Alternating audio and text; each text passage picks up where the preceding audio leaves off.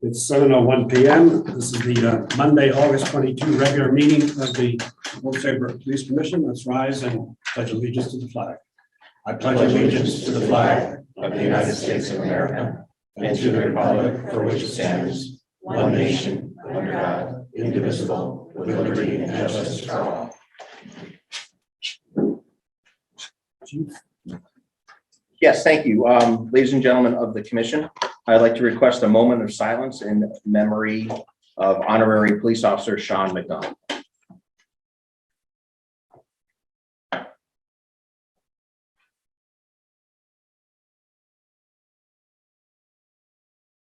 Thank you very much. For those that you do not know Sean, I have passed his very well-written and extremely sad obituary for each of you to review when you have time. Thank you, Mr. Chairman. Thank you. Next, comments from the public. Do we have any in the audience who wish to speak? Sir, please identify yourself. I'm Keith Morgana.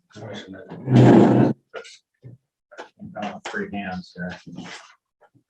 So I just wanted to mention or read an article on the First Amendment, since there's some issues with this, with the one of the town attorneys giving his opinion, which appeared unlawful.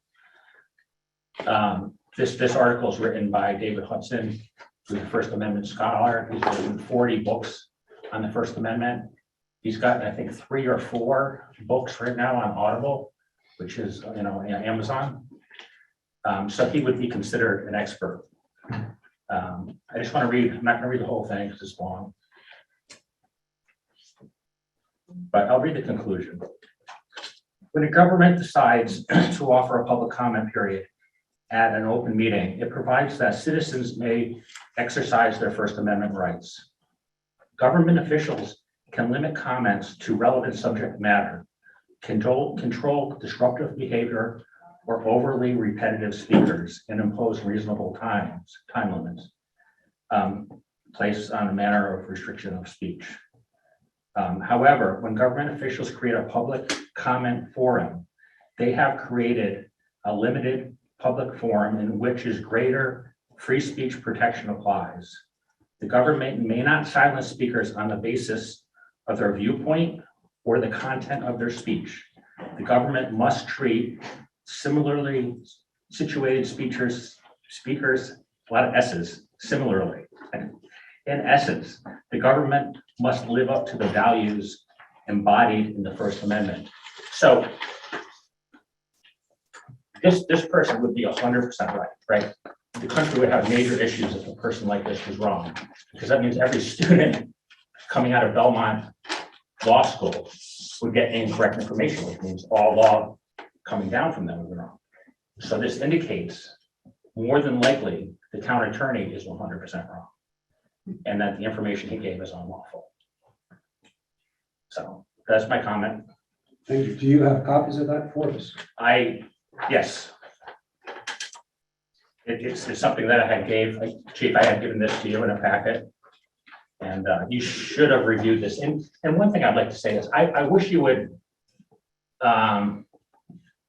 represent federal law better, in terms of you opposed federal law before in meetings, like stand up and say, you don't like the First Amendment law. And I can talk later, but you should embrace it and have your officers embrace it. And if they do something wrong and somebody says they did something wrong, don't do something wrong. You know what I mean? You should embrace federal law, in my view, right? That's what you're here for. Thank you, sir. Is there anyone else in the audience wishing to speak? The live audience. How about in our virtual audience? Anyone raising a hand? No hands raised. Seeing none, we'll move on to the meeting minutes for our last meeting. Chief, was it really true that there was this symmetry? 93% of police departments are 93% staff? I think it was 90%. Okay. So they were 90%. I didn't think they were exactly the same, but close enough. Did anyone else have anything on the minutes? Please make a motion first. Yes. I move that we approve the minutes. Second. Any further discussion? I just have a question on item, I believe it's 6, where it says about the percentage of, we're asking for 50,000. It says it's 10% of the budget. And it's probably just a typo. That should be 1% of 5 million would be 50,000. I think it was even 1/10 of 1%, but Okay, but I'm just saying we're not spending 10%. right, correct. What page, I'm sorry? It's one, I think Yeah, it's item number 6, Jen. because I was talking about Page over, 3. Yep. I was talking about over a 10-year period. So, Oh, okay. Right. so it was 1/10 of 1%.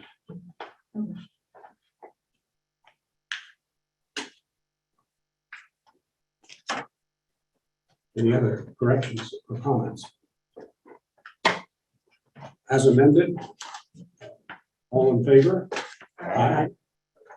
Any opposed? Carried.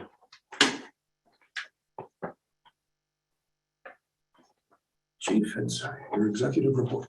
Great, thank you very much, Mr. Chairman. Once again, good evening, ladies and gentlemen.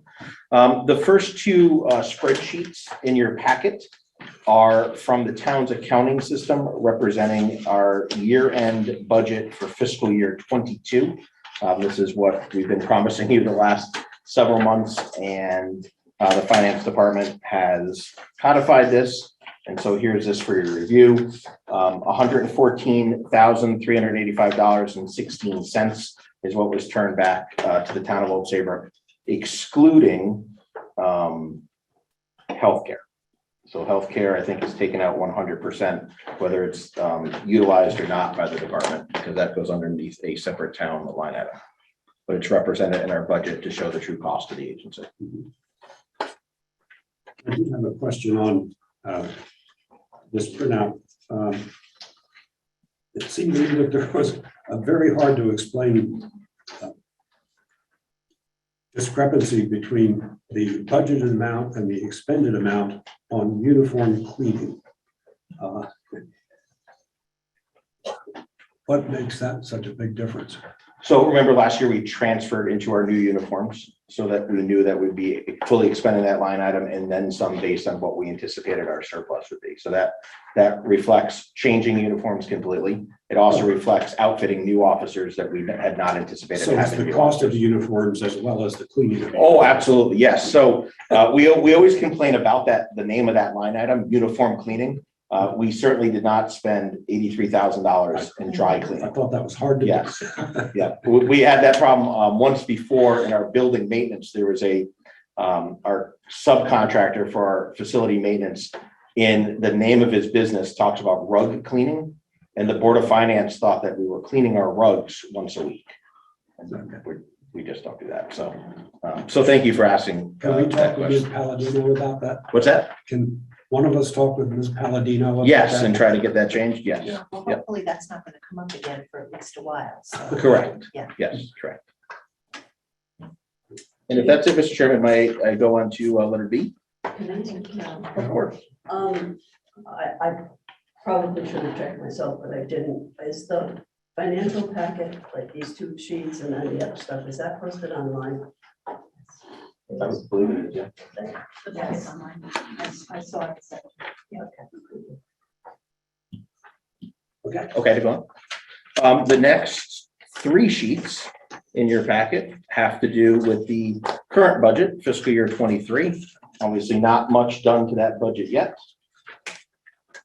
And we still do not have a contract for fuel at this point. So as I'm sure we're all appreciating around this table, fuel prices are steadily declining. And so I think that we are doing the correct thing. First Selectman is doing the correct thing and not engaging in a contract yet for fuel for the rest of the year.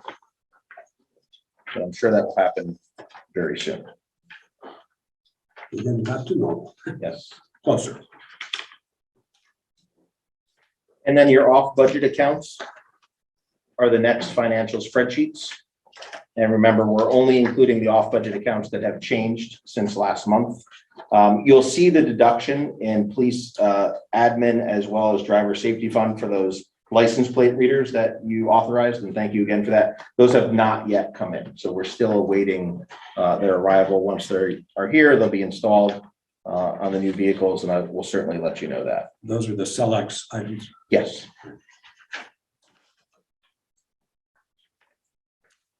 I'm hearing no questions. I can go on to personnel matters whenever you're ready, sir. You're ready. Okay. The commission received two public documents with respect to the separation agreement and resignation of Mr. Tyler Schultz.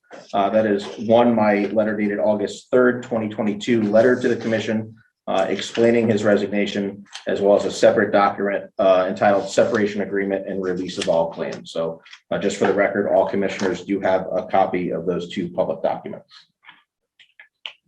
Yes. Have his credentials to be a policeman been revoked? Yes, he's resigned. He's no longer with the agency. I thought you also said you were going to withdraw his credentials. Yeah, we will send a letter of request to the Police Officer Standards and Training Council with respect to his certification, as I indicated in my letter. Right, I just didn't know if you had done it yet. Not yet.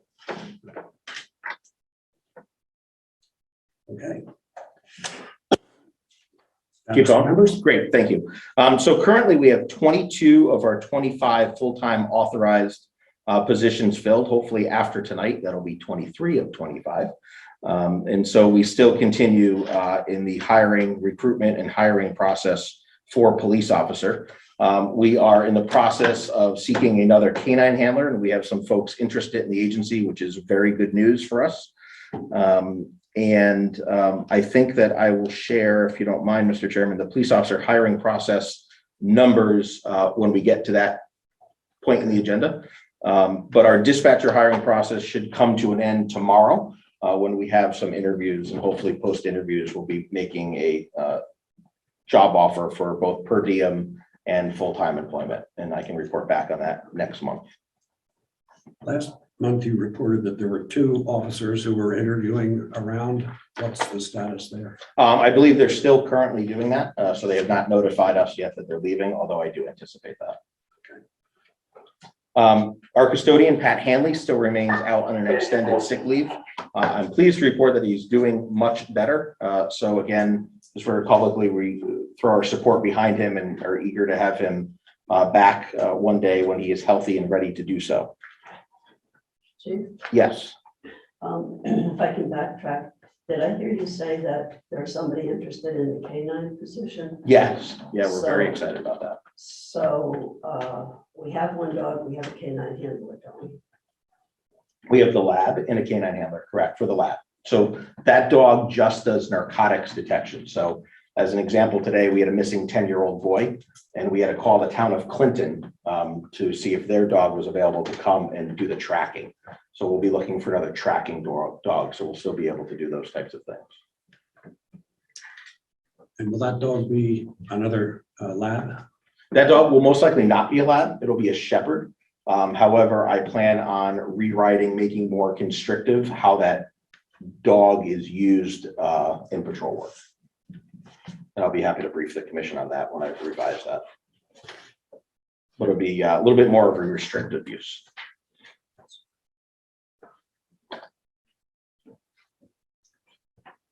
Fleet update. So we have sold the same amount of cars as we did last month. Actually, we sold one more, and then the person who won that auction backed out of fully completing that purchase. So that's back online. A former canine car is back online, and tomorrow, the next day, a sedan will go on. So we're still muddling through. We're told that the end of August is one of the worst times to put anything out in the auction world, because so many folks are supposedly on vacation and not paying attention to those things. So we've not seen a lot of activity on the 2 that are up there now, but the auctions are open for, there's 7, 8, 9 days. So hopefully we'll see some action on that, and I will continue to update the commission as we sell vehicles. Again, the reason we're not putting them all up at the same time is because then we flood the market and we're actually fighting against ourselves. And we're so happy with the prices that we got in the first 3. Again, almost meeting the requirement of the program. So I know once we sell another car or 2, we will have exceeded that dollar amount.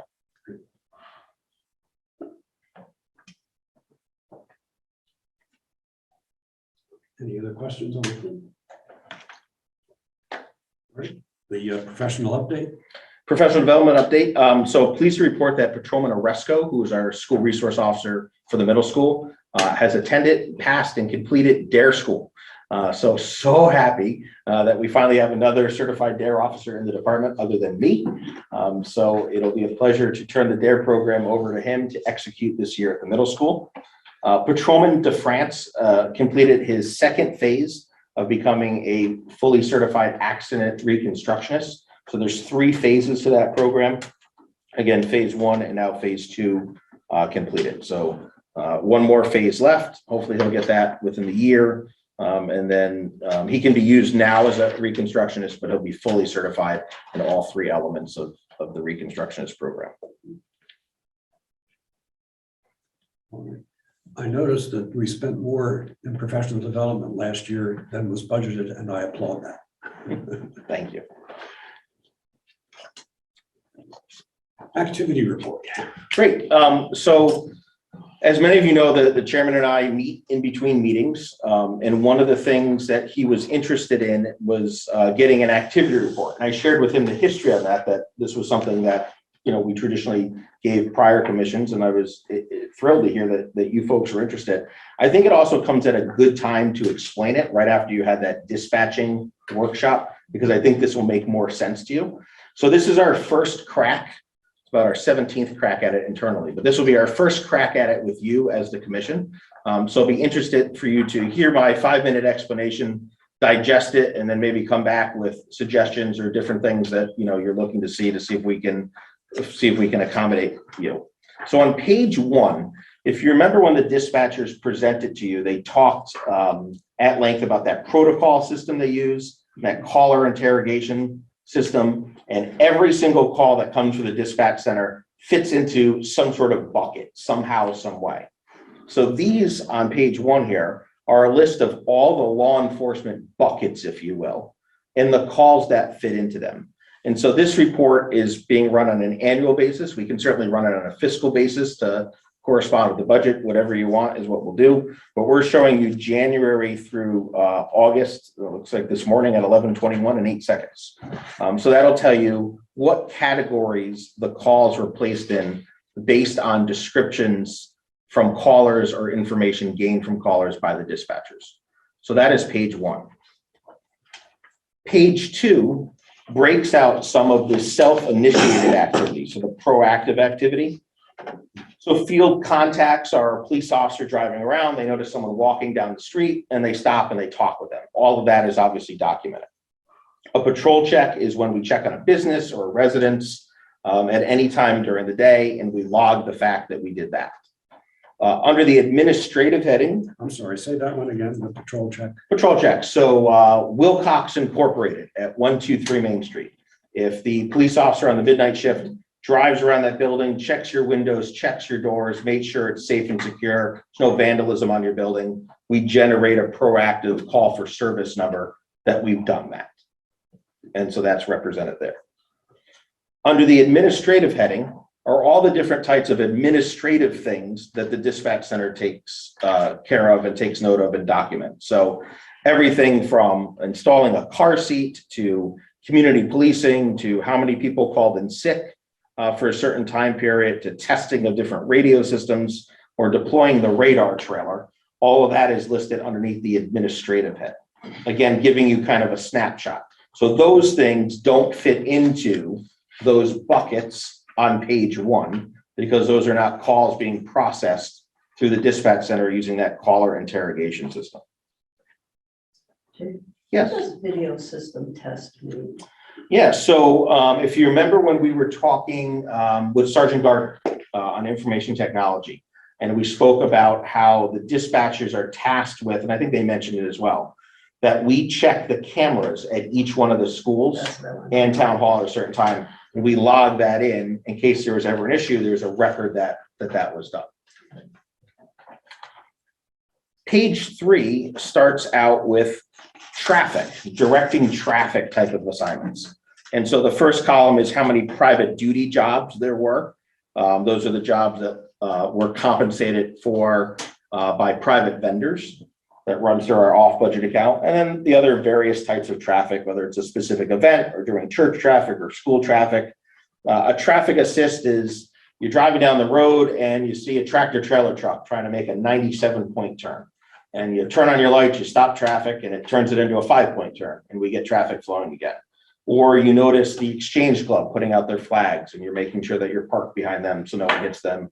Or one of our fine folks from the Garden Club doing some maintenance in the median for 10 or 15 minutes, and we're there just to provide lights and safety for them. The next category, motor vehicle enforcement. And so we break down infractions, motor vehicle summonses, town tags, which are municipal citations, verbal warnings, and written warnings. And again, that's all by month. And then beneath that, we have two different categories: attempt to stop a vehicle and parked unregistered vehicle. And as you look at, if you look at the bottom there and you look at attempt to stop the line item there, you see that there's nothing until June. That's because we created that bucket, that call type, in June.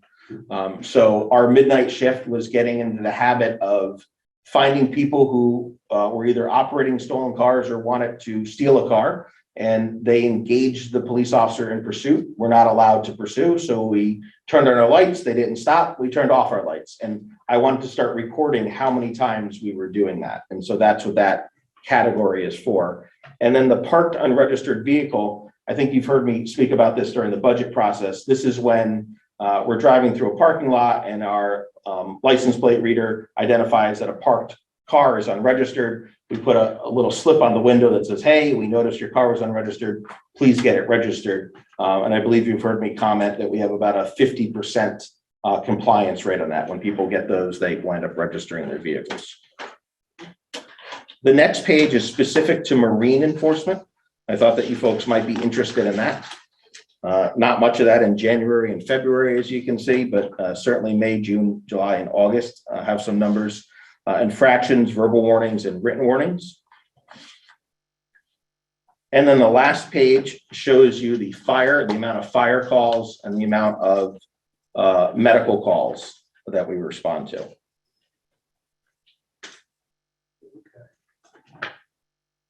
Question. Yes. Would it be possible to have a breakdown for the deployment of the K-9 unit? Yes. It will be. We have to create a procedure that is something that we do, so we can start doing that. I think we should. Yeah. Yeah, there's an element in the next gen system to use that. I think you can understand our K-9 program's been in a little bit of flex Yes. the past couple months. So as that program gets back up to speed, we will certainly be doing that. So I hope this gives you a good snapshot of what the agency's doing. It's a lot of data there. And I don't know if this is something that you don't have to answer now, it's something to think about. This is something you'd like to see once a month? Is this something once a quarter is good for you? However you want it, we're trying to make it so it's a push of a button, the data is extracted. No human being is doing this data extraction. It's just taking it from all the tables in the records management system and putting it into a format that's easy to read. I will probably come back to you with a few questions. Yeah, no problem. And that's what it's for. So more than happy to try to dive into the data a little bit more or present it in a different way. We were given a couple different options for presenting the data, graphs and pie charts and all that type of stuff. But No, this is best. I think you're just interested in the data. I don't think you need a Disney production. I just think you need to see the numbers. Very helpful. Thank you. Very welcome. Now, do we get to see? Yes. So as you know, we brought Bicycle Patrol back this summer, something that we're very happy to do. It started with Sergeant Hardy going to bicycle certification school, which I'm going to ask him to speak to you a little bit about. So Sergeant Hardy and Patrolman Gabinelli, who, as you know, is our high school resource officer, were our primary two people on two wheels this year. And they can talk about that. Karen was unable to make it tonight, but she did write a little bit of a letter, so I'll pass it around. Let me see if I can airmail that over to you. You guys can read that, but would love to turn it over to Sergeant Hardy to Could I ask you to email that to everybody? Sure. So we can pay attention. Yeah, no problem. Greetings to the Police Commission, Chief McCaffin. Thank you for allowing me the opportunity to speak. My introduction to the police bike started this year when I spent some time in Pennsylvania with the Upper Darby Police Department, who was hosting a 32-hour International Police Mountain Bike Association cyclist class. Have the basic knowledge of riding a bicycle, but it's there where I learned the fundamentals of operating a police bike, and they provided the tools I needed to ensure I was operating the bike safely, most efficiently, and combined with the training I needed to overcome the common obstacles that I would encounter during my ride. Contrary to original thinking, bikes can go up and down stairs, and in addition to a variety of static courses and distance riding, we culminated the course with some real life obstacles as we navigated the city of Philadelphia. This goal you recognize from the Rocky movie training montage. As a result of my training, I was able to get my bike down the 72 steep stairs For the audience. of the Philadelphia Museum of Art. And some of us in celebration posed next to the Rocky statue that was placed near the museum. I don't see one going up. Oh, well. After successful completion in that class, and after the introduction of some warmer weather, myself, SRO Gabonelli, and Patrolman Kiyako were able to hit the town running, well, biking, to go summer season by supplementing the regular patrol units. While we're not the primary units that are assigned to calls for service, if we're in the area and we're able to assist, we're happy to do so. I have personally assisted in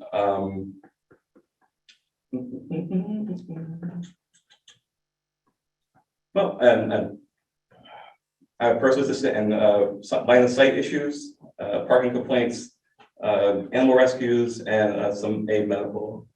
My interactions have been generally positive. Many community members are surprised to see us on the bikes, but have been pleased that the program has made its return. I've received comments that show their appreciation that we're in the area, and they're happy that we're a bit more approachable outside the regular patrol vehicles. The kids are really attracted to police lights, you saw earlier, and have been eager to tell me how much they love them and want to show off their helmets and compare my bike to theirs. In addition to the countless conversations I have with the more senior members of the community, many also like to compare my bike to their electronic bikes.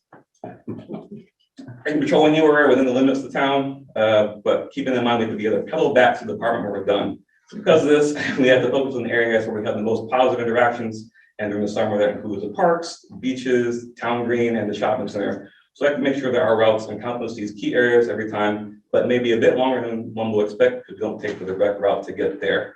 We do go on the heavily traveled streets as well, but we try to prioritize using the side streets so that we interact with the people that are enjoying the neighborhood and the yard, that we have a better opportunity to interact with people who are able to interact with us. We also have made the points that members of the bike patrol unit present during the Highways and Parks and Recreation summer concerts on the town green and beach. And as part of my regular bike patrols, I've been involved in many kids' sports games, parties, parades, have had way too many glasses of lemonade, and I have plenty of opportunities for conversations about myself, the department, and the town. And those, I appreciate the opportunity that the supplemental bike patrols have given to me, working with citizens where they are, and bridge the gaps between us and the community, and create positive reactions anytime we meet. Thank you. We're kind of flatter than Upper Darby. A little bit, but it was a great challenge. Question for you. Yes, sir. Do you think your presence on the bike is slowing down the kids riding bikes on the sidewalks in the downtown area? Oh, I think any interaction, they stop and talk to me and they want to show off their bikes and everything they have and compare. They're definitely still on when they're talking to me. So hopefully. So you're modeling good behavior for them? Definitely, definitely. Great. Although Patrolman Gabonelli drove through the splash pad at Trask Park several times. So the kids enjoyed that. I'm not sure what good bike riding modeling that was, but that was kind of a hit for the kids. And she put that in her note to you. So, great program. What we didn't do is we didn't schedule it. So I said to folks who were certified, if you want to go ride the bike for an hour, 2 hours, 3 hours, 4 hours, come in and ride the bike. Let the sergeant know that you're going to do that. So we kept it very, very flexible. Sergeant Hardy works primarily midnights. So, I didn't want to say, you got to ride the bike from 10 to 1, it's just ridiculous. And we've had some really hot days, which ironically they came in and rode on. I never would have. But by keeping it flexible, I think it made it easier on their schedule. So there were times where, I know Karen was at home and said, I'm going to go and ride the bike for a couple hours. And I think that was great that it wasn't on a regular schedule, but I do appreciate them showing up on their own for some of the major events, whether it be the concert in the greens or the concerts at the beach over the summer, because that gives us some really, really good exposure. And do you have a special uniform for bike duty? I get some shorts, and my shorts have a bit more padding than the regular shorts because it obviously can get a little uncomfortable spending a little bit of time on the bike. Thank you very much. Thank you. Thank you. Thank you. You're all set, sir. You can ride down the stairs out the front door of the town hall.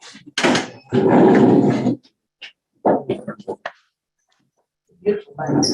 Gorgeous bike. Yes, we got them two bikes in here and happy with them. We're happy with that. Okay, to go on to the next topic, sir. It is time. Okay, great. So again, in one of our in-between meetings, the chairman and I were talking about things. And he spoke about how he's heard from some citizens that some of the arrests that we make, or in some opinion, the majority of the arrests that we make, get nollied or dismissed up at court. And that there was a direct correlation between how many cases are nollied or dismissed and the validity of the actual arrest.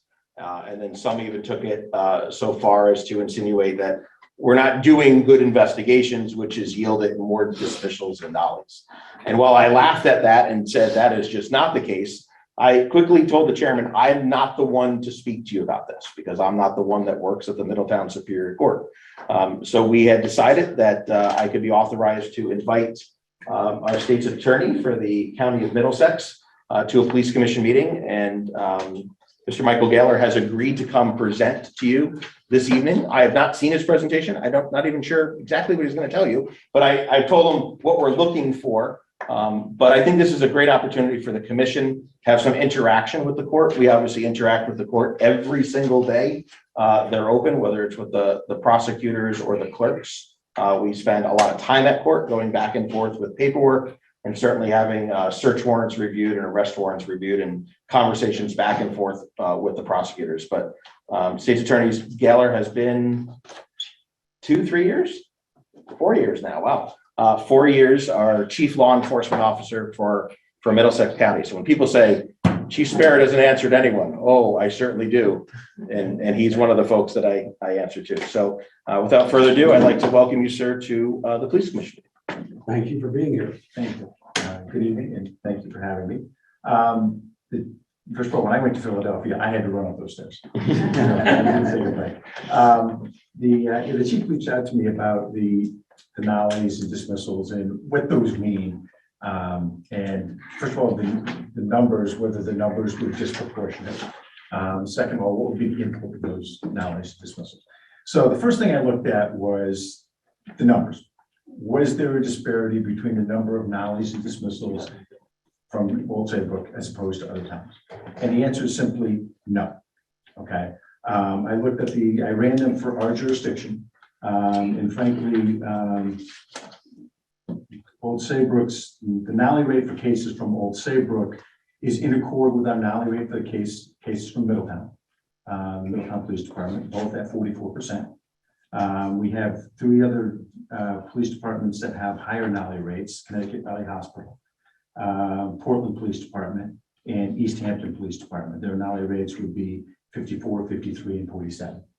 So the nollie cases from other jurisdictions, from other towns, and other police departments at a slightly higher rate. There are some towns that are lower, but that doesn't necessarily mean anything. We'll get into that in just a second. Then I looked at the dismissal rate. Now the dismissal rate is one that is not necessarily what it seems on its face. Okay, the dismissal rate primarily reflects somebody's participation in a pretrial diversionary program. Most of our cases that come through are prosecuted, they're either nollied or they're prosecuted. Very few cases get dismissed by the prosecutor or the court. I can't remember nulling or dismissing a case, having a case dismissed that I was prosecuting in the last 4 years. Okay, I've nullied some, but I haven't had any dismissed. So those generally reflect people who are doing our pretrial diversionary programs. I don't know if you're aware of it, but we have many pretrial diversionary programs in the state of Connecticut. I think at this point in time, there's about 12 pretrial diversionary programs. I always use the phrase, the Renaissance person of crime. If you have a person who's willing to commit all sorts of crimes and they do them in the right order, they can use programs to avoid a conviction approximately 19 times. It is a fascinating number. For instance, there's a drug. There's no handbook on this. Well, I teach a class at Utah Law School for young prosecutors, and one of our fascinating classes is we walk through all the programs and how many times you can use them. For instance, there's a drug intervention program. A person can use that twice, but 3 times with good cause. So for a drug intervention program, they use that 3 times. And alcohol used to be called the alcohol education program. It's now called the it was called now. It's the alcohol intervention program at this point in time. In that program, you can use once every 10 years. There is a supervised diversionary program that you can use multiple times. There's a family violence program. There's a school violence program. There are actually 4 programs related to possession of firearms, believe it or not. There's possession of firearms. There's one called, we refer to as gun AR, and that's for the illegal transfer of a firearm and you don't document it properly. There's a program for the possession of a polymer gun. If the judge finds it's not of a significant, serious nature, they can dismiss that. There's a one for manufacturing a gun without a proper serial number. There's a diversionary program for that. So there are all these programs, and the end result of all these programs is a dismissal. So the percentage of dismissals, I'd say is slightly higher in this jurisdiction in Old Saybrook than it is in some of the other jurisdictions. I would say it's not as high as DPS traffic division. So in other words, the state police traffic division has a slightly higher dismissal rate. So does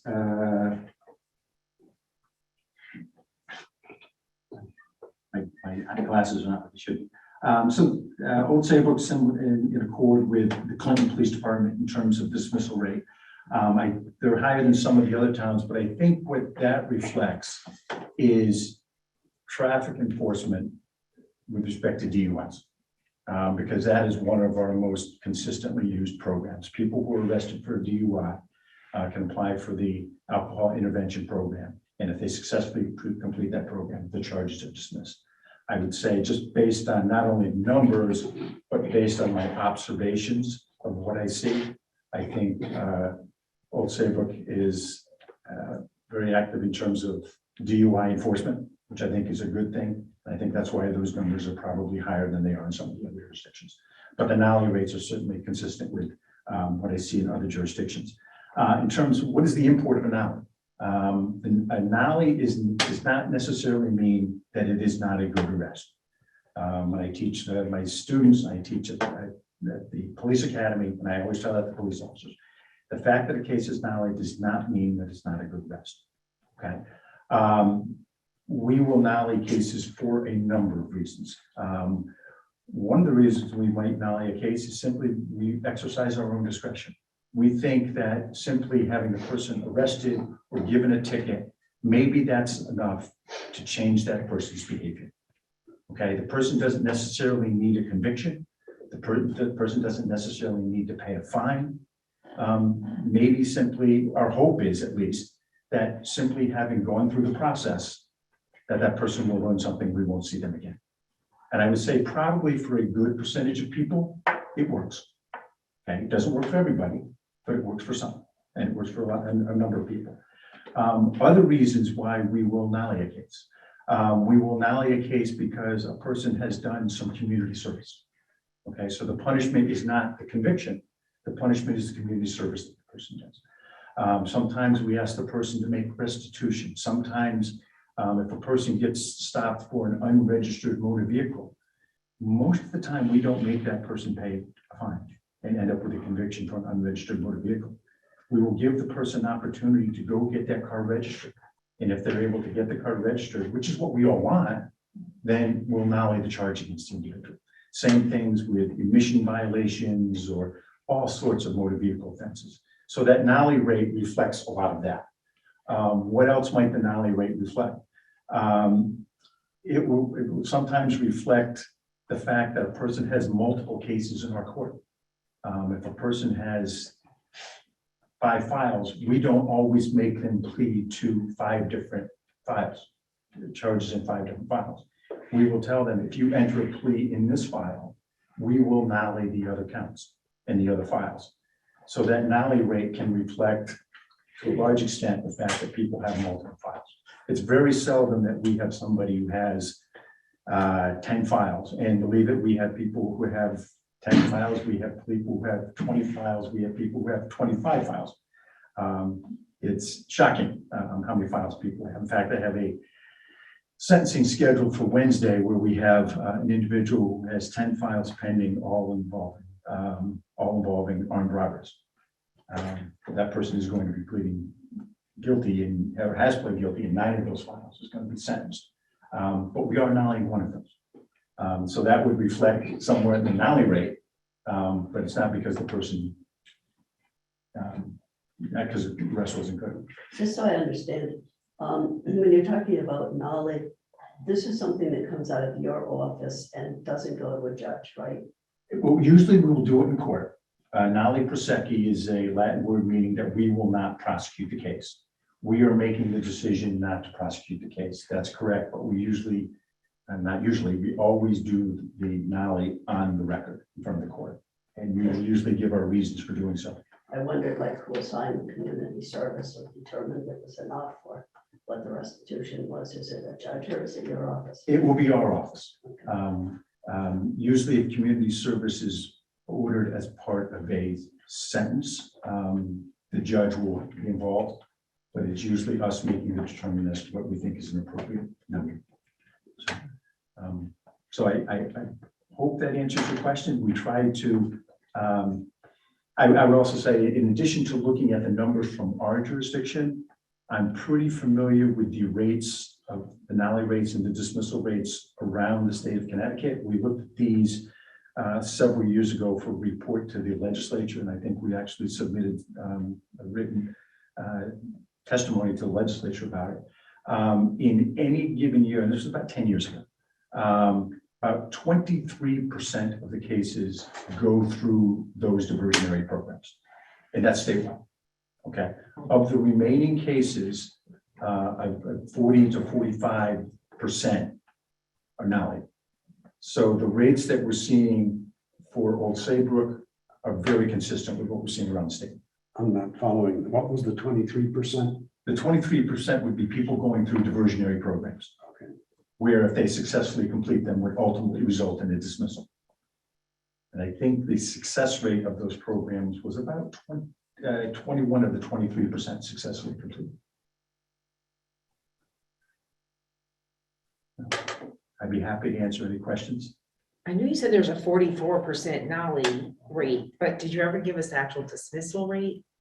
The dismissal rate was 23%. That is the 23 for that. Yes. Okay. And that's including, I thought that was just people that went to diversionary programs.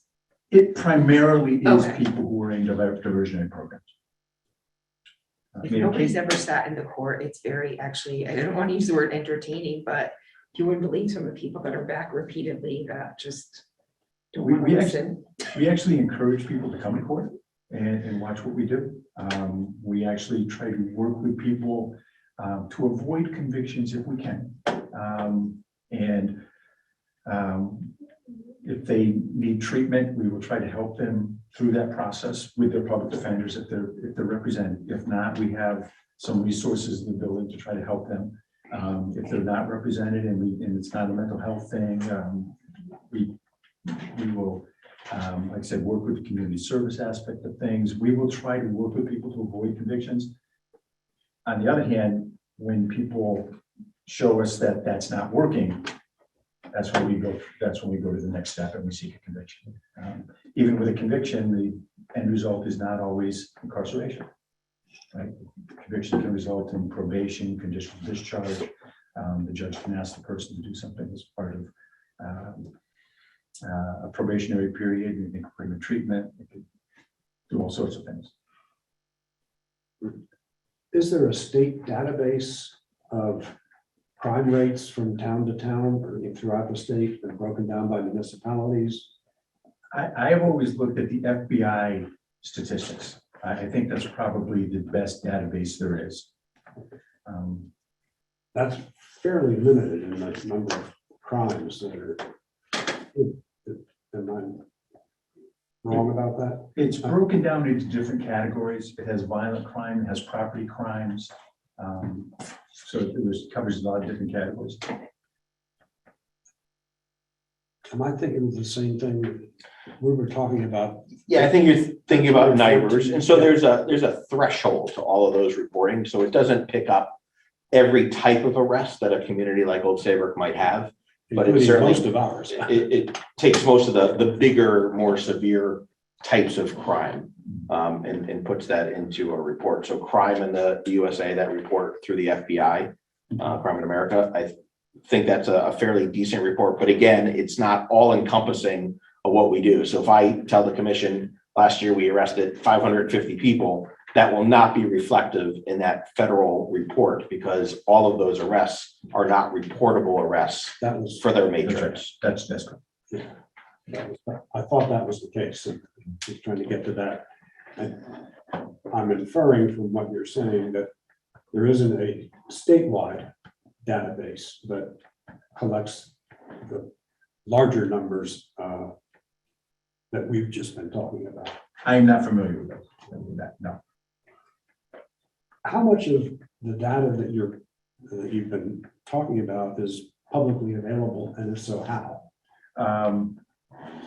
I did question, I don't know. I asked, we have a person who deals with data at the Chief State's Attorney's Office. I asked him to get that, see if he could get that information with me from the judicial department, and he was able to do so. Okay. So he knows his way around the computer system. I would think He or she. it wasn't, I would guess the information probably available with the judicial department. Certainly upon request, I think it would probably be available. And that would be a Chief State's Attorney's Office that we should. I would reach out to the judicial department Oh, to see if they can provide you with the information, because they would be the keeper of the records in terms of the court files. So when a nollie is entered, they record it. When a dismissal is entered, they record it. When a conviction is entered, they record it. So, for the commissioners, two types of arrests: on-site arrests, crime just occurred, police officer is there, finds probable cause to make an arrest, makes an on-site arrest. And the second type of arrest is by warrant, where we submit an affidavit feeling that we have probable cause to believe that a specific crime has been committed in our agency by a specific person, in our agency that's reviewed by the shift supervisor, then either by the captain or I, and then it goes up to court, reviewed by a prosecutor, and then brought to a judge. When you initially asked about all this, we did some quick number crunching. About 1/3 of our arrests for the past 2 years have been done by warrant. And I think it's important to point out that even though we take the path of police officer writing and swearing attesting to it, sergeant doing the same thing, prosecutor, judge, it still can result in a dismissal and or a nollie based on all those diversionary programs that the state's attorney has just spoken to you about. So from an operational standpoint, you can imagine that sometimes police officers who do a lot of work on a case might get disappointed when a case is nollied and or dismissed, but there are reasons for it, right? And so as the state's attorney just said it to you, and I've never heard this presentation, and I was enlightened by some of the numbers. I've never heard these numbers before. But sometimes an arrest is a gateway to a diversionary program that literally can save someone's life. And so if our job as police officers is to better the community, a conviction is not always the best result, right? Having a citizen become whole again and a contributing positive member of society is the goal. And so if an arrest in Old Saybrook leads to a dismissal, but somewhere in between there was a family violence program, and now things are better at home for a family, well, then we've done our job. And so that's the way we have to talk to our police officers about it. We don't know. We don't report back to police officers what happens in the average type of case. Big cases we follow, the average type of cases we don't, because the police officer has done their job. And now it's time for State Attorney Gaylor and his team to do their job. So while we're part of the criminal justice system, we certainly have two distinct different roles. And there are times we completely disagree. And we respectfully disagree. And that's the way the criminal justice system works in the United States of America. And that would be called prosecutorial discretion. That's right. And I can tell you there are times when the ones presents it to us and we simply decide not to prosecute. So. Just so I understand this, I think you said about polymer guns, and then you said unregistered, which polymer are those guns, right? The ones 3D? Yes. Okay. So if someone has a 3D printer and prints up, I don't know, 10 ghost guns, and somehow gets caught selling them or whatever, did you say that there was a diversionary program for that? And if so, how do we get guns off the street? There is a diversionary program for ghost guns, but the predicate to somebody getting that is the judge has to make a finding that it's not a crime of a serious nature. I don't know the circumstances under which that would arise. I haven't yet had one of those where somebody's applied for the program. But I was frankly, I was surprised when I saw that in the statute myself. Yeah, it's like, okay, you tell me I can make under 5 or, over 5, I get. Okay, Carol, you don't have a 3D printer at home, do you? no, Okay. One thing working on it.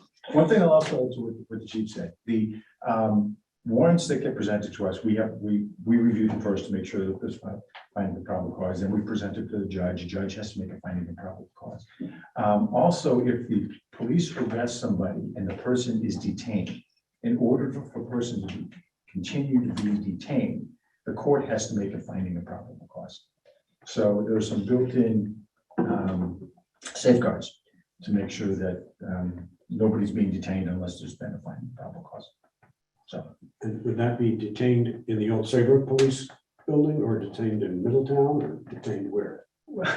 Ultimately, when the court's making the decision about detention, it's after the person's been presented to court and the person could be detained into our state correctional system. Now, some states have Is that pending trial? a pending trial, yes. Some states have local detention in state facilities. We are a unified system. So they are put into our unified system and detained. And there are 48-hour probable cause hearings. So if we arrest someone, it's a holiday weekend, we arrest someone Friday afternoon, before they hit that 48th hour, our case is presented to a judge in their home somewhere in the state of Connecticut, and they'll review that. And if they find out that there is probable cause for the arrest that police officer had, they remain in custody. And if not, they're released from custody. There are also times where we arrest people, we place a bond on them, and the bail commissioner will either lower that bond or eliminate the bond and say, nope, release that person. And when we have strong opinions that that's not safe for whatever reason, we can contact the state's attorney's office and they have the authority to stay that bond until that person's presented in court. So if we had a violent, this has happened before, we have a very violent individual that we've put, say, a $50,000 bond on, the bail commissioner can call up, talk to that person, review the case and say, no, release them on a promise to appear. And we just know that if that person's released, we're going to have a secondary incident that could possibly be worse than the first one. We have the ability to present our case to the state's attorney and they determine whether we're going to listen to the bail commissioner or a different ruling is going to happen. So there is a lot of check and balance between a local law enforcement agency and the county level state's attorney's office all around the state. Where does the bail commissioner fit in? to the total package? Randomly, they come out of nowhere. After we've made an arrest, we have the obligation of notifying the bail commissioner that we've made an arrest and what the bond is. As a bail commissioner, someone working for the state? For the state of Connecticut, correct. And they have certain guidelines in terms of setting what appropriate bail amount is, and it goes based on the person's employment history, how long they've been in Connecticut, how many crimes they've committed before. There's a whole grid that they use to calculate what they think an appropriate bail would be. The chief mentioned that we have the right to stay that. I can tell you in the 4 years that I've been state's attorney in Middletown, I think we've done that about 5 times. It's not something we use often, but we will use it when we think the person is particularly dangerous, that releasing the person might result in somebody being injured. And so our directive on how to set a bond comes right from the same chart that the bail commissioner uses. So when they come down and they're talking with their shift supervisor, 2 charts side by side, they look almost identically the same. And so the shift supervisor can say, this is why we chose this bond based on these things that State's Attorney Scaler just spoke to you about. And then, they can have that professional conversation. Again, if anybody wants to come to court and sit in with us, and we'll be glad to have you there, and we'll show you what we do. And You're open 5 days a week. we are open 5 days a week. The bail Except for commissioner state also hours. does talk to the person when they're arrested. Yes. Oh, yes. Yep. And I Absolutely. know Yep. at court, they do. By phone now. They used to actually come Yes. down and talk in person, but it's more by phone. I had a question. So what are the most popular programs, not just from Old Saybrook, but from the arrest that you see from Old Saybrook? So there's AR, right? Accelerated. AR and the alcohol intervention program are the 2 most frequently used programs. After that, it would be the family violence program. Which? Family violence. You have the supervised diversionary program, which is for people who have a mental health component to the issue that they're involved with, and the thought process is if they get the person some mental health treatment, that might prevent them coming back more. I would say those are probably, excuse me, and then the drug intervention program. Those are probably the most frequently used one. As I indicated, the gun ones are not used that frequently. Yeah, thank goodness. Is the AR a one-time? Yes and no. It is generally one time. It is one time for a felony. If your first conviction is for if the first time you use it is for a misdemeanor, you're allowed to use it again a second time. If you are a veteran, you have another opportunity to use AR as well. In case Carol and I get in on the gun situation. To team it up. I wouldn't know how to work a 3D printer. Yeah, the diversionary programs is actually a 2-hour class that I do with my students. So it's actually fascinating. AR is accelerated what? AR stands for Accelerated rehabilitation. rehabilitation. Right. So what that is, the court can put the person on probation for a period of up to 18 months. If the person successfully completes the probation, the charges against them are dismissed. The judge can impose any number of conditions as part of the probation. Restitution, stay away from somebody, things like that. Was this helpful? Was this? Yeah. Yeah. Very interesting. I wonder if we have any questions in the audience, if there's anybody. Would you ask a question? Sure. How come cruelty to animals is not prosecuted in this state the way it should be? We had a cop shoot dogs. He's walking around, isn't he? Ain't there? He was walking around after he did it anyway. I don't know if he got to jail yet. I would say in our court, those cases are treated seriously. We treat those as we do with any other serious case. We don't shy away from prosecuting those cases. I mean deliberate acts. I don't mean the old lady that takes in 100 cats. That's a sickness. I can see that. But a deliberate crime, fighting, have dogs fight or other animals fight. It doesn't seem, we had llamas, their heads cut off in Westbrook or Essex line. I don't think those kids did any time. Again, I wasn't involved in those prosecutions myself. I can tell you I prosecuted those cases not particularly somebody cutting their heads off llamas, but I have prosecuted animal cruelty cases before. Yeah, And I think both of the cases you were referring to were not in Middlesex County. So, But, a good segue, if you don't mind me steering this away from question and answer of the state's attorney here. Could we spend a moment and just talk about juvenile crime? I think the commission should understand how that works maybe just a little bit differently when it gets to court. Okay. Mike, would you mind explaining that path? Because it's completely different than the adult side. Right, so the juvenile system is completely different. Whereas the focus in adult court is on focusing, how are we going to, we focus on punishment, deterrence, rehabilitation, and public safety. Those are our four primary concerns in adult court. The juvenile system works on a system, what they call parens patriae. So the system is trying to act as a pseudo parent for the child. And we are trying to come up with a plan that will help the child and prevent the child from committing more crimes. So what you see in juvenile court is less of a focus on conviction, because ultimately the person's not going to have a record of that anyway. The focus is on what kind of program can we get this person in to commit, it should be to prevent them from committing more crimes going forward. So it's like I said, it's a completely different focus. The interesting thing about the juvenile laws have changed over the last 15 years or so. It used to be that the age of majority was 18. That has been lowered. It's down to 16 now. I should say majority, the age when somebody is considered an adult for purposes of crime. It used to be, I'm sorry, it used to be the other way around. It used to be 16, now it's 18. Okay, so if a person is under the age of 18, they are treated as a juvenile. And that's for most crimes, except for certain very serious crimes, things are going to remain in juvenile court. When a juvenile gets arrested, the case first gets presented in juvenile court, and unless it's an assault one or murder or a sexual assault in the first degree or some very serious crime, it's generally going to stay in juvenile court.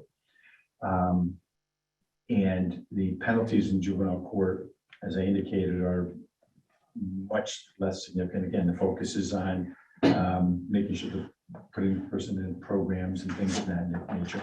There is the ability to put the person in a bit of a detention, but that detention is limited and can't be for an extended period of time. The penalties certainly are not the same.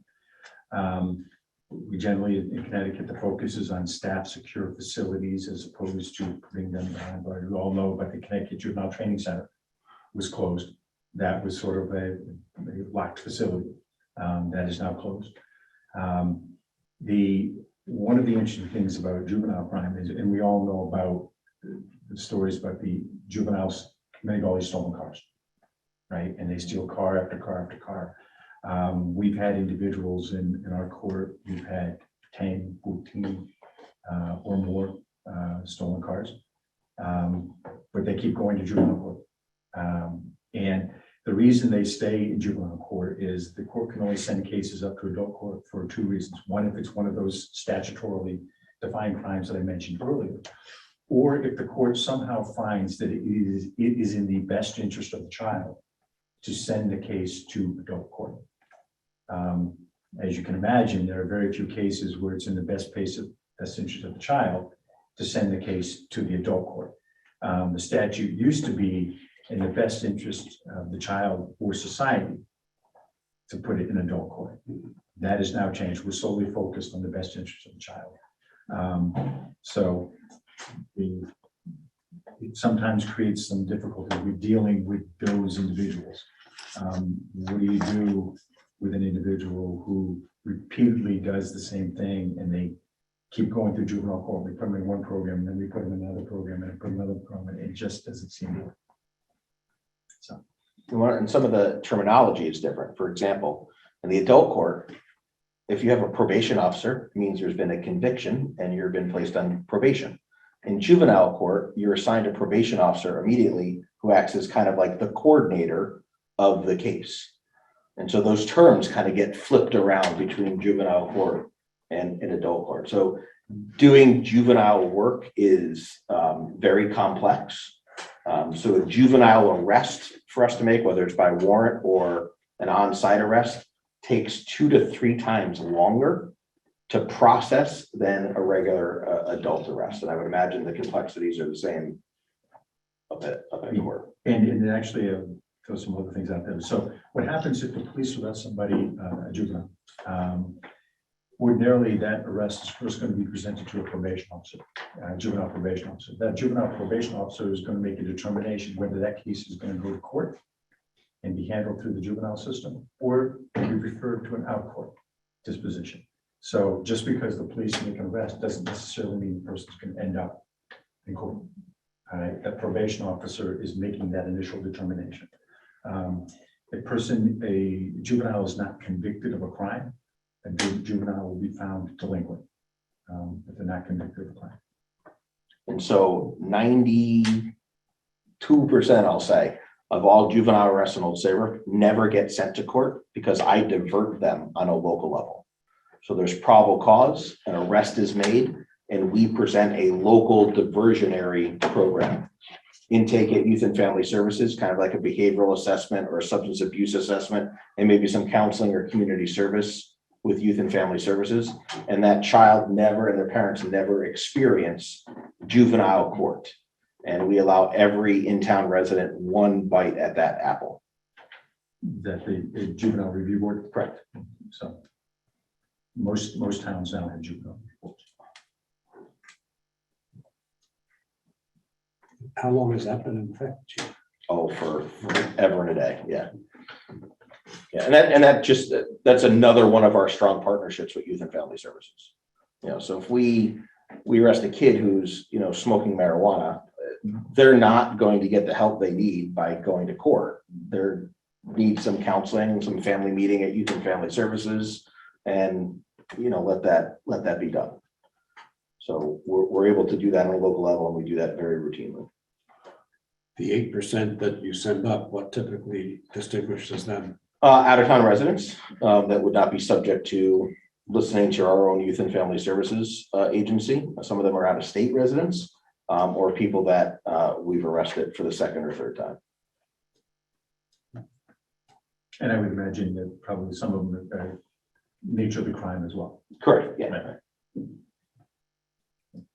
Sometimes through a juvenile arrest, you learn that there are non-criminal issues going on in the family home that we can help with, right? So if you catch a kid stealing food, is the underlying reason because there's not food at home? And if so, how can we, through our town programs, help that family out? And so we kind of try to look at the whole picture when it comes to that. Any other questions? Any question? Thank you very much. Really illuminating. Yeah, it was very, very good. I'm Keith Margada. I've been working with Matthew Kadansky for 6.5 years. I think you're probably aware of the case we've been working on. Okay. It's okay to. I think we should probably go Let me on. just ask him a question, because he asked if we had any questions. It'll be brief. Is that okay? Brief. Sure. When I've talked to state's attorneys, they said that part of their responsibility is police districts within their district, or police officers within their district. If you see a trend of police officers not doing something right, do you call them in to redirect their behavior? Matthew said he does. And I was just curious if you do on yours. If it's necessary, we try to deal with things on a global level if we can. If we see a problem in a department, we try to go to the department and do a training on whatever the issue is. So. Great, thank you very, very much. This is a handshake and a thank you. Fist bump. Next is a report on my meeting with actually, it was two lawyers from Bircham Moses, John Bircham, the son of the founder of the firm, and Chris Hodgson, who's the attorney at Bircham Moses that I originally asked if we could engage. I had hoped that we would have more progress to report by tonight, but we did have a meeting Friday a week ago. We met with Carl Fortuna and the two attorneys. We discussed all four of the bylaws.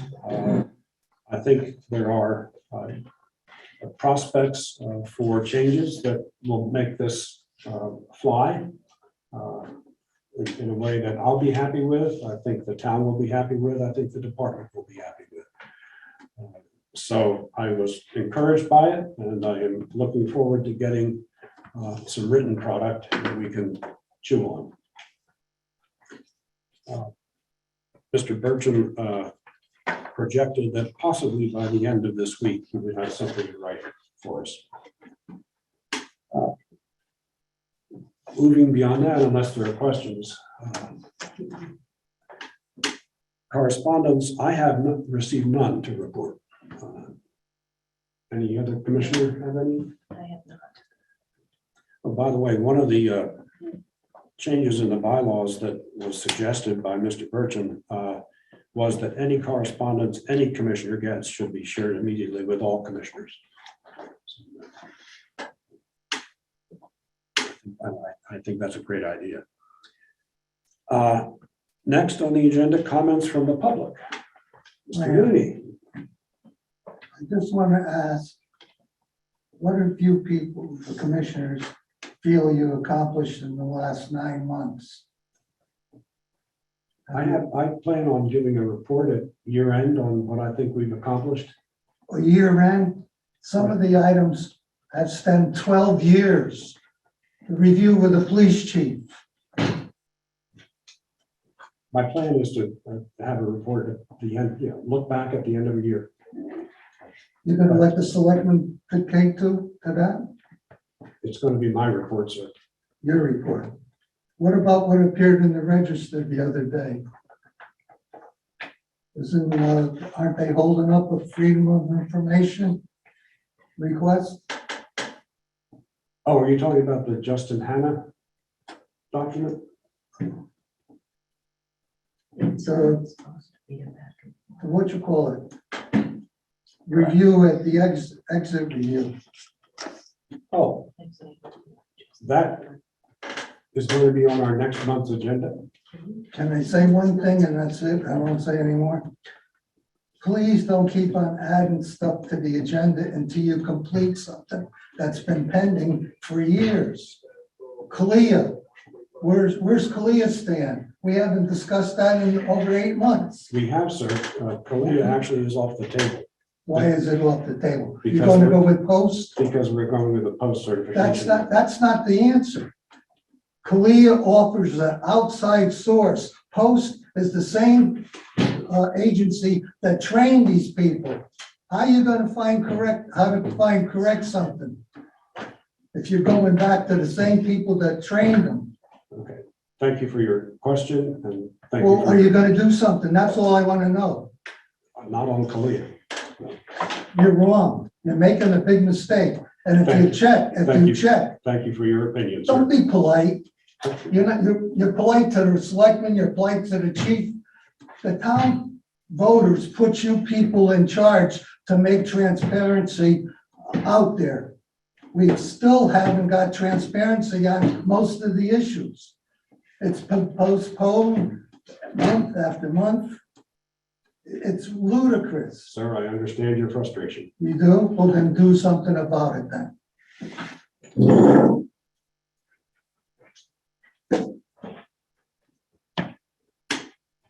Any other comments from the public?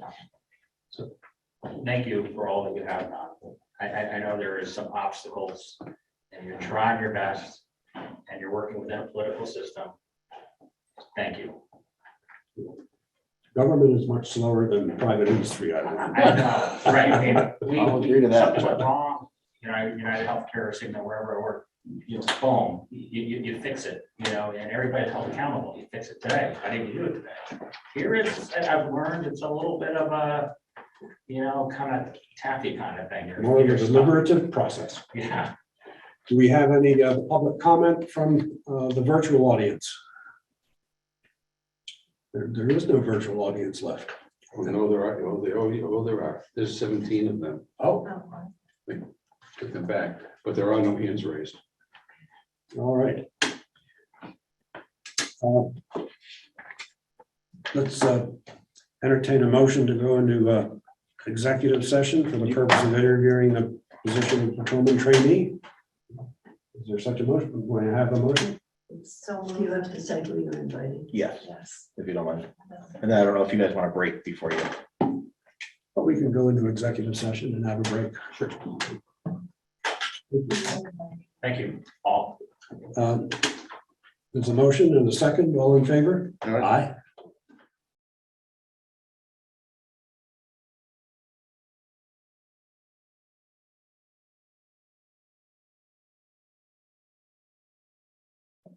We are out of executive session. Maybe entertain a motion. I would like to make a motion to hire Zachary Capron as a patrolman trainee following the successful completion of the remaining elements of the hiring process at a date to be determined by the chief. Is there a second? Second. Any discussion? I think the only thing that needs saying is that that was a very successful interview process with the candidate in executive session, and I think that will be reflected in our vote. All those in favor, please say aye. Aye. Any opposed? Unanimous. Thank you very, very much for getting that on the agenda tonight. Thank you for Much giving us appreciated. such a candidate. Comments from the chief of police? Thank you, Mr. Chairman. I'll be brief. Just two quick events coming up tomorrow. I handed out the flyer just so you're aware of it. Tomorrow is our annual back to school supply event, where we once again partner with Youth and Family Services, Walmart, and this year's Staples, who have donated some school supplies. We'll have all three of our Spanish-speaking officers at the event tomorrow. The school district has advertised it very well to those families who need just a little bit of extra help getting the kids ready for school. As you know, prices have skyrocketed this year, so we're really, really happy to be able to offer these services. Also at this event, as families come, there'll also be counselors from Youth and Family Services offering other programs, like our holiday giving program, where we collect the turkeys or collect the gifts. So if those folks that need assistance aren't yet signed up for those programs, they'll be able to do so with a member from Youth and Family Services tomorrow. And then on Wednesday, our third and final barbecue in our new summer barbecue series, which has been very, very successful this year, will be on Wednesday, the 24th. So this Wednesday from 12 to 1 at the police department. So you folks are certainly welcome to stop by there. There's advertising that will start on social media tomorrow. It's been on the electronic signboards around town. It'll go to some of our restaurants and our neighbors tomorrow as well. So hoping to get, 50 or so people to come on down, meet Sky, interact with the police officers, and have what has now become famous, one of Captain DePerry's well-cooked hamburgers or hot dogs. I had sent the commission a brief email and some photos of our very successful barbecue event with the students attending the Park and Rec camp. And I'm sorry you got rained out. Well, we got rained out of mini golf, and I think that we might have done better at mini golf perhaps than we did at dodgeball. But that's still under review, and I'm not yet ready to reveal the results publicly on who won the kids or us. You might have a referee. That's right. We might have a referee that we just hired. So thank you very much for a good meeting, and hope folks come out and join in those events that we have coming up this week. Can I ask a question about the barbecues? Where is funding coming from? Yeah, so we have money in our budget for community policing events, and the money is coming from there. Thank you. Very well. Carol? And just to add that, not very expensive. So But most of the stuff. I think our new hire is going to be. no, so we'll buy the food, but everything else is really not there's no cost other than the food items itself. Renee, did you have any comments? And I had none. Motion to adjourn, So moved. Discussion? all in favor? All right. And it's fine, it's,